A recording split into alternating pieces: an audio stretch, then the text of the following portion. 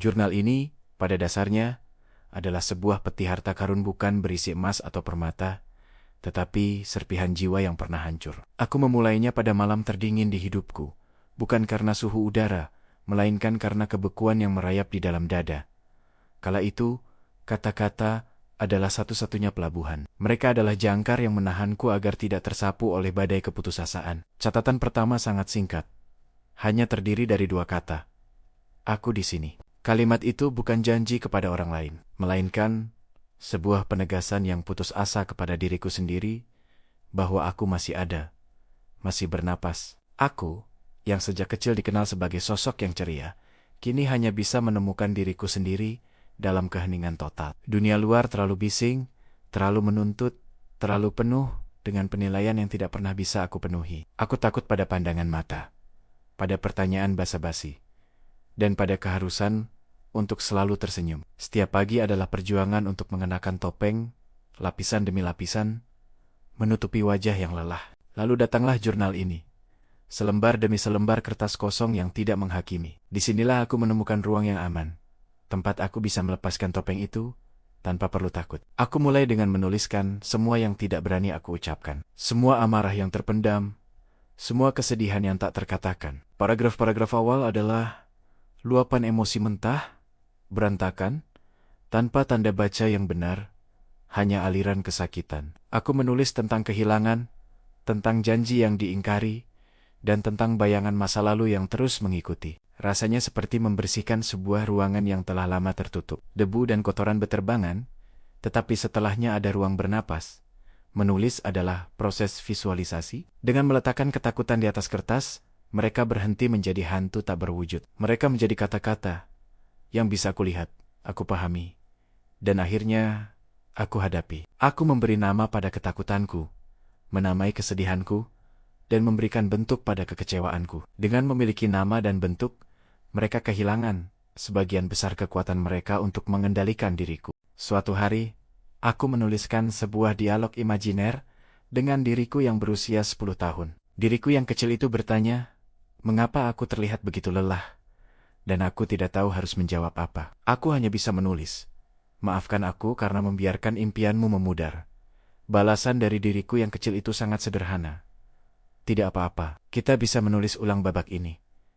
Jawaban itu menohok, sebuah tamparan lembut yang menyadarkan. Menulis bukan hanya tentang mencatat kesakitan, tetapi tentang menciptakan kemungkinan baru.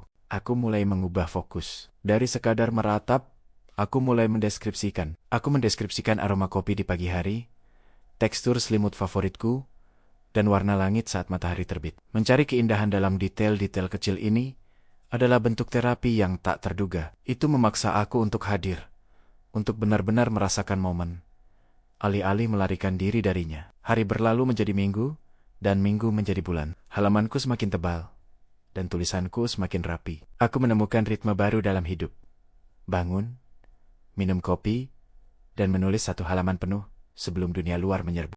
Halaman itu bisa berupa cerita pendek, puisi, atau hanya daftar hal-hal yang aku syukuri hari itu. Yang penting, pena harus bergerak, mengalirkan darah dari luka ke tinta. Aku menemukan bahwa menulis cerita adalah cara paling aman untuk menghadapi traumaku. Aku bisa mengubah protagonisnya, memberinya nama yang berbeda, dan memberinya akhir yang bahagia. Dengan mengendalikan narasi di atas kertas, aku mendapatkan kembali rasa kendali atas hidupku yang terasa hilang. Aku menulis kisah tentang seorang pelaut yang kapalnya karam, yang harus membangun rakit baru dari puing-puing. Pelaut itu adalah aku, dan puing-puingnya adalah patah hati dan kegagalanku. Ketika pelaut itu akhirnya mencapai daratan baru, aku merasa seolah-olah aku pun telah mencapai tepi pantai yang aman. Jurnal ini menjadi cermin, tetapi bukan cermin yang memantulkan citra fisikku, melainkan cermin jiwa. Aku bisa membaca kembali paragraf-paragraf dari masa lalu, dan melihat seberapa jauh aku telah melangkah. Aku melihat rasa sakit yang tadinya terasa seperti gunung,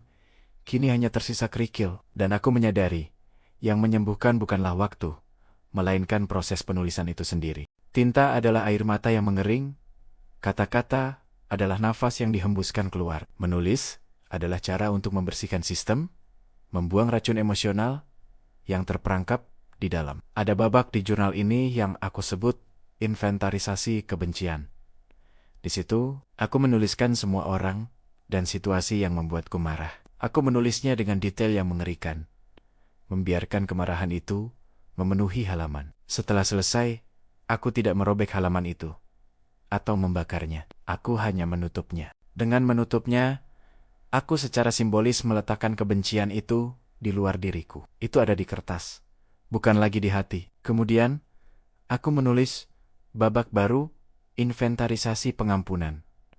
Itu adalah babak tersulit. Pengampunan bukan berarti membenarkan perbuatan, tetapi melepaskan ikatan yang menyakitkan. Aku mulai dengan mengampuni diriku sendiri atas semua kesalahan yang aku buat, atas semua seharusnya, dan andai saja proses ini memakan waktu berminggu-minggu, penuh keraguan dan air mata yang jatuh membasahi tinta. Tetapi ketika aku berhasil menulis kata, aku membebaskanmu untuk diriku sendiri. Bebannya terasa jauh lebih ringan.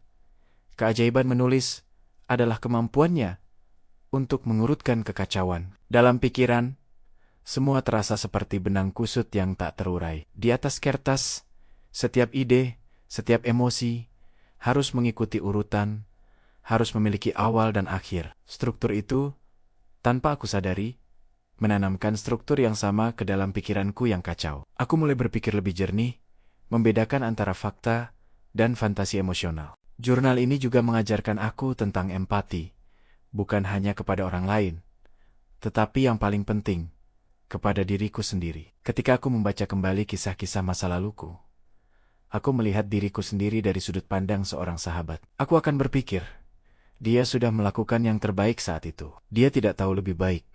Kelembutan ini adalah hadiah terbesar yang aku dapatkan dari pena dan kertas. Aku tidak lagi memukul diri sendiri dengan cambuk penyesalan, melainkan menawarkan bantal kenyamanan. Saat ini, jurnal sudah mencapai babak yang jauh berbeda. Ini bukan lagi buku tangisan, melainkan buku petualangan. Aku menulis tentang rencana masa depanku, tentang tempat-tempat yang ingin aku kunjungi, dan tentang orang-orang yang ingin aku cintai. Aku menulis tentang cerita yang ingin aku ciptakan, dan pesan yang ingin aku sampaikan. Jurnal ini telah berubah dari tempat perlindungan menjadi landasan peluncuran. Aku menyadari bahwa setiap orang memiliki cerita yang layak diceritakan, dan setiap cerita memiliki potensi untuk menyembuhkan. Kita semua adalah penulis naskah kehidupan kita sendiri.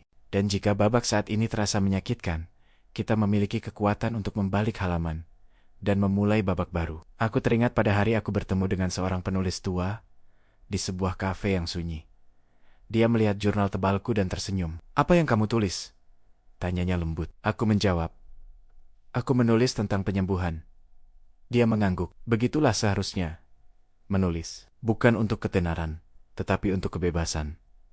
Kata-katanya sangat meresap, menguatkan keyakinanku pada proses yang telah aku jalani. Kebebasan dari rasa sakit, kebebasan dari masa lalu, dan kebebasan untuk menjadi diriku sendiri. Kini, aku tidak lagi takut pada keheningan. Keheningan adalah ruang di mana kata-kata baru dilahirkan. Aku tidak lagi takut pada pandangan orang lain, karena aku tahu ceritaku, dan aku telah menerimanya dengan segala cacatnya. Setiap goresan pena adalah sumpah setia kepada kesehatan jiwaku. Aku belajar bahwa terapi jiwa tidak selalu harus melibatkan orang lain. Terkadang, yang dibutuhkan hanyalah kejujuran mutlak antara diri sendiri dan selembar kertas kosong. Aku menantangmu, pembaca jurnal ini, untuk mencoba hal yang sama. Ambil pena dan kertas. Tidak perlu indah, tidak perlu benar secara tata bahasa. Biarkan saja mengalir. Tuliskan semua yang memberatkan hatimu. Tuliskan impian yang sudah lama terkubur. Tuliskan permintaan maaf yang belum sempat terucap. Tuliskan senyum yang kamu lihat hari ini. Tuliskan rasa syukur yang kamu lupakan. Biarkan cerita yang menyembuhkan milikmu sendiri mengambil bentuknya di atas kertas. Proses ini mungkin terasa sulit pada awalnya, seperti membuka luka lama. Tetapi percayalah, ini adalah langkah pertama menuju penjahitan luka yang sesungguhnya. Menulis adalah tindakan keberanian yang paling intim, karena kamu harus cukup berani untuk menghadapi dirimu sendiri secara telanjang, tanpa perisai atau topeng. Dan saat kamu selesai, kamu akan menemukan dirimu yang lebih ringan, lebih jujur, dan lebih kuat. Jurnal ini akan terus berlanjut. Halaman-halaman baru menanti, penuh dengan babak-babak yang belum terungkap. Dan setiap hari, aku akan terus menuliskan kisah penyembuhanku sendiri. sebaris demi sebaris. Karena aku tahu, selama pena ini bergerak, jiwa ini akan terus menemukan jalan pulang. Menulis adalah napas panjang. Ia adalah ciuman perpisahan bagi masa lalu. Dan ia adalah pelukan hangat bagi masa depan. Inilah cerita yang menyembuhkan. Jika kisah ini menyentuh hati Anda dan menginspirasi Anda untuk mulai menulis, mohon tinggalkan komen di bawah. Beri like pada kisah ini. Share pesan tentang terapi menulis kepada mereka yang mungkin membutuhkan. Dan pastikan Anda subscribe channel Narasi Sastra untuk konten memoir dan catatan harian yang lebih mendalam. Terima kasih.